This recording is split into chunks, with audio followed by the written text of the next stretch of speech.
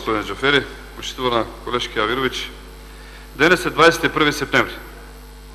Раѓањето на Пресвета Богородица, голем християнски православен празник, дека ме честит на сите верници од православната християнска вера. Прв ден е од новата година на по муслиманскиот верски календар.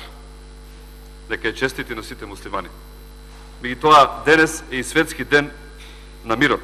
Упатувам апел за мир. Пред една недела го прославивме денот на демократијата. Во Република Македонија и во македонскиот парламент има демократски капацитет. Во тој правец повикувам да го примениме. Почитувана колешки, не сакам да го толкувам законот и за тоа што зборувавте во однос на членовите кои се, бидејќи сме многу погрешно сватени.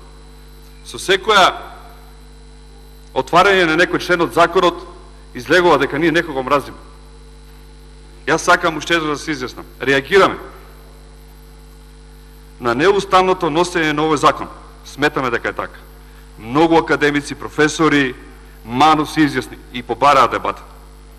Реагираме на злоупотребата на европското знаменце.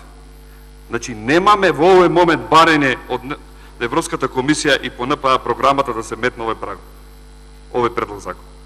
Затоа тврдиме дека не треба така да биде донесен, а се носи свесно со намера да помине овој закон, бидејќи тука има ограничување во однос на носењето на овој закон. Реагираме зашто матичната комисија политички систем не го разгледуваше прва овој предлог и не го зема како матичен, туку се даде на комисијата за европски прашања. Реагираме на нетранспарентноста на донесувањето на овој предлог закон.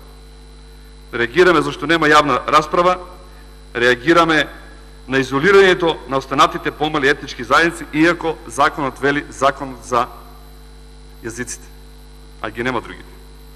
Реагираме на прекршувањето на процедурата на донесувањето на овој предлог закон. Реагираме на процедурата на носење на овој закон и не сме единствени кои реагираат на тоа, како што кажав. И МАНУ, Институт за македонски јазик, и професори, академици, македонисти. Реагираме на терминот на носење на овој закон, токму пред избори, почитувана колешки. Свесно е. Некој си прави политички маркетинг. Меѓутоа, поставуваме некако прашање. По кој основ е одреден овој закон? Зошто нема представник од секретаријатот за европски прашања? Зошто нема вклучени европски експерти кога е веќе од европско знаменце? Зошто нема вклучени домашни експерти? Меѓутоа, знаете што ме загрижува, почитувана колешки? Падот на БДП производството, влегувањето во рецесија, задлужувањето на Република Македонија од нови 410 милиони евра за само 112 дена. Тоа е погубно за граѓаните и тука ги интересира граѓаните.